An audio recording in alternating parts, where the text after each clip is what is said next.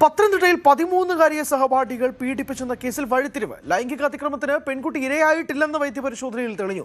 സഹപാഠികൾ പീഡിപ്പിച്ചിട്ടില്ലെന്ന് പെൺകുട്ടി മൊഴിമാറ്റി. പരസ്പര വിരുദ്ധമായ കാര്യങ്ങൾ പെൺകുട്ടി പറയുന്നതായി പോലീസ് വിശദീകരിക്കുന്നുണ്ട്. ശശിനാരായണനുണ്ട് വിശദാംശങ്ങളുമായി.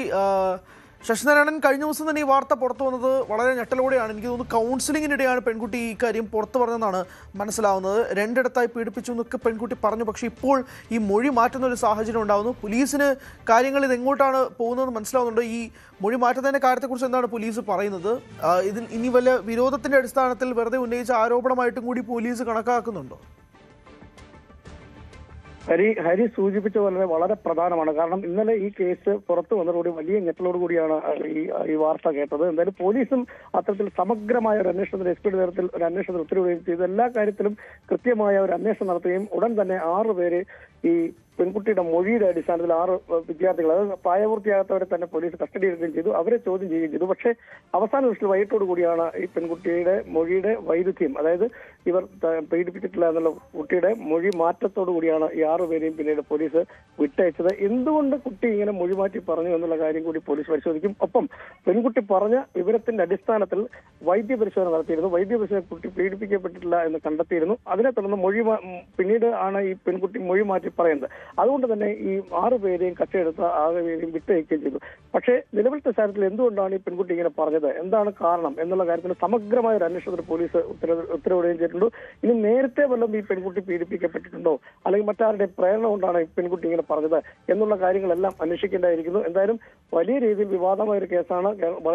വലിയ ഞെട്ടലോടുകൂടിയാണ് ഈ വാർത്ത കേട്ടത്. കാരണം 13-കാരി പീഡിപ്പിക്കപ്പെട്ടെന്ന വാർത്ത വന്നതോടുകൂടി 10ഓളം പ്രതികൾ ഉണ്ടെന്നുള്ള കാര്യം പുറത്തു വന്നതോടുകൂടി വലിയ വാർത്ത വിവാദം വലിയ രീതിയിലാണ് ആളുകൾ ഈ വാർത്ത കാണുകയും ചെയ്തത്. പക്ഷേ നിലവിലെ സാഹചര്യത്തിൽ പെൺകുട്ടി മൊഴി മാറ്റി പറയുകയും അവരാരും തന്നെ പീഡിപ്പിച്ചിട്ടില്ല എന്നുള്ള മൊഴി മാറ്റി പറയുകയും ഒപ്പം വൈദ്യപരിശോധനയും പീഡനം വിവരം ലഭിക്കാത്തതിനെ തുടർന്നാണ് ഈ പെൺകുട്ടി ഇപ്പൊ മൊഴി മാറ്റിയതോടുകൂടി തന്നെ ഈ കക്ഷിയെടുത്തവരെല്ലാം പോലീസ് വിട്ടയക്കുന്നത്. പക്ഷേ അതേസമയം അന്വേഷണം എന്തുകൊണ്ട് സംഭവിച്ചു എന്നുള്ള കാര്യത്തിൽ സമഗ്രമായ അന്വേഷണം നടത്തുമെന്നാണ് പോലീസ് ഉദ്യോഗസ്ഥർ വ്യക്തമാക്കുന്നത്. സ്വാഭാവികമായിട്ട് പോലീസിന്റെ ഭാഗത്തു നിന്നും ശക്തമായ അന്വേഷണം ഉണ്ടാകുമെന്നാണ് മനസ്സിലാകുന്നത്.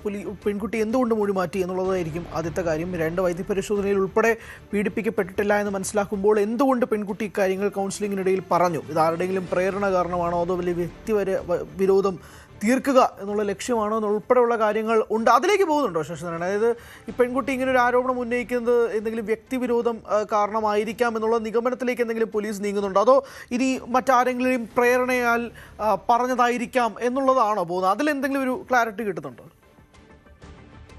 തീർച്ചയായിട്ടും അത്തരം കാര്യങ്ങളാണ് പോലീസ് പ്രധാനമായും അന്വേഷിക്കുന്നത്. പക്ഷെ ഒരു കാര്യം കൂടി പുറത്ത് നമുക്ക് പറയുന്നുണ്ട്. ഒരു കാര്യം, ഈ പെൺകുട്ടിക്ക് ഈ പീഡനത്തിൽ കസ്റ്റഡിയെടുത്ത ഈ കേസുമായി ബന്ധപ്പെട്ട് കസ്റ്റഡിയെടുത്ത ഒരാളും ഈ പെൺകുട്ടിക്ക് പ്രണയമുണ്ടായിരുന്നു. പക്ഷേ അയാൾക്ക് ആ കുട്ടിക്ക് ഈ പെൺകുട്ടിയോട് പ്രണയം ഉണ്ടായിരുന്നു. ഈ കുട്ടി അയാളെ പ്രേമിക്കുന്നവരെ അയാൾക്ക് അറിയത്തുമില്ല, ആ സഹപാഠിക്ക് അറിയത്തുമില്ല. പക്ഷെ അങ്ങനെ ഒരു വ്യക്തിവൈരാഗ്യമാണ് ഇതിന്റെ പിന്നിൽ എന്നുള്ള കാര്യമാണ് ഇപ്പോൾ നിലവിലത്തെ സാഹചര്യത്തിൽ പുറത്തു വരുന്നത്. ആ ആൺകുട്ടിയുടെയും സഹപാഠികളെയുമാണ് ഈ കേസിൽ കണക്ട് ചെയ്ത് കേസിൽ പ്രതിയാക്കി പെൺകുട്ടി പറഞ്ഞിട്ടുള്ളത്.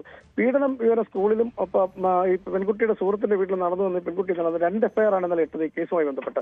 പക്ഷേ ഈ സാഹചര്യം, അതായത് ഈ കുട്ടിയും ഈ പ്രതിയുടെ ഭാഗത്തേക്ക് പ്രതിയാക്കി ചേർക്കപ്പെട്ട സഹപാഠിയായ ആൺകുട്ടിയുടെ ഒരു പ്രണയം ഉണ്ടായിരുന്നു. ആ പ്രണയത്തിന്റെ പേരിൽ ആ കുട്ടിയോട് ഉള്ള വിരോധമാണ് ഇതിന് കാരണമെന്നാണ് നമുക്കിപ്പോൾ ഒരു സൂചന ലഭിക്കുന്നത്. അത് കൃത്യമായി പറയുന്നില്ല, പക്ഷേ ഇത്തരം വിവരങ്ങൾ കൂടി പുറത്തു വരുന്നുണ്ട്.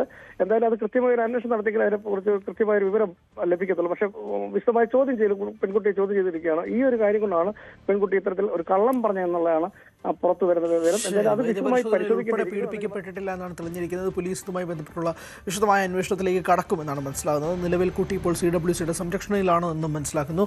ശശിനാരായണനാണ് വിശദാംശങ്ങൾ നൽകിയത്. കൂടുതൽ വാർത്തകൾക്ക് News 18 Keralam YouTube channel subscribe ചെയ്യുക.